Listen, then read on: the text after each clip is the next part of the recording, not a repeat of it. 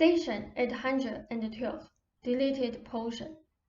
Now Ruber, because of his beliefs, artificially disciplined his muscles, so that he would be forced to concentrate upon what it seemed you and he both thought was most important in life, your work. He felt that for artistic, financial, and personal reasons, this was necessary. It was necessary because he believed that the spontaneous self, left alone, would not so concentrate, or that his spontaneous self would not, but would also be tempted by whatever other private pursuits. That belief built up a body of habits, so that even when he made headway in changing the basic belief, at least, he was stabbed with beliefs about the body that were secondary but habitual. Beliefs shared by each of you about his body, so that the evidence was always present. Those beliefs formed a body stance. That stance is being broken up. It resulted, however, in an operable but limited fashion, with all of the muscles tightened and restricted to some degree. The original tension being applied to the head and the neck area. His eyes did not freely roam, but followed the limited head motions. The neck and the throat muscles were held in a particular fashion. Everything fit together. He allowed himself no leeway, or very little, and in that framework, the body was limited but predictable. Now that old framework is shunted aside. The body is not as predictable. The eyes are trying out new freedoms. Those important neck ligaments and head areas are definitely releasing. They are highly active. They relax and tense in great bursts of activity and relaxation, and this affects the eye muscles as well, of course. It also affects the release of the knees, which is occurring. At this time, the right side is particularly active from the head down, and one eye is therefore sometimes more active than the other, causing the image difficulties. His eyes rarely feel strained, however, or tired. They are enjoying the mobility. His overall balance or feeling of balance does constantly change, however, as the muscular pressures or tensions. 2. There is no doubt that this can be disconcerting, as can the eye's motions under the conditions noted.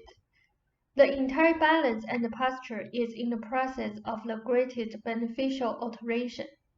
He is allowing himself leeway now. He does need to hold on, working with all of these changes. It is highly important, however, that he does not project negatively, as the paranoid does. You can be of great help there, particularly now. I suggested the use of suggestion through the framework of hypnosis simply because such techniques can be like mental vitamin pills. They provide for the insertion of the required and desired beliefs for use when needed. They provide a backlog of psychic well-being to fall back upon.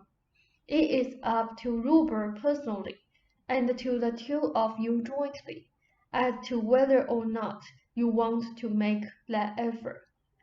Ruber's balance has completely changed in a week, so that his weight can now fall on his heels. He gets up easier, as well as sitting down easier, something he neglected to mention, nor did you observe this. If you keep framework 2 in mind, much of these stages can be vastly minimized, and the work with hypnosis that I suggested gives you such a method of inserting data here that accelerates motion in framework 2 and greatly cuts down the time and effort involved in framework 1.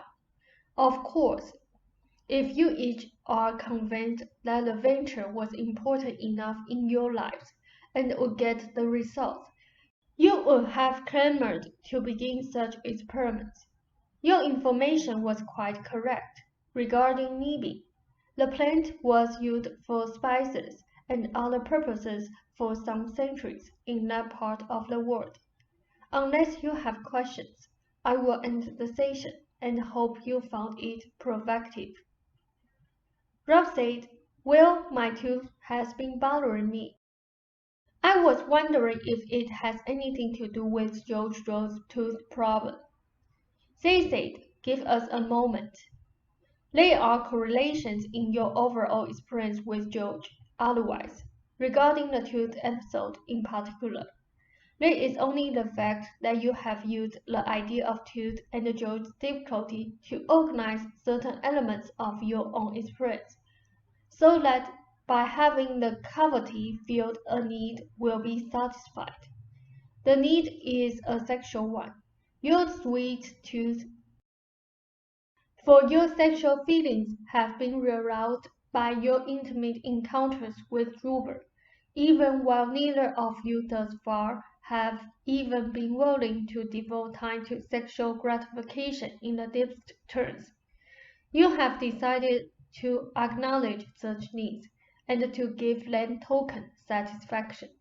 So you have recognized that cavity, which in the past you both tried your best to ignore.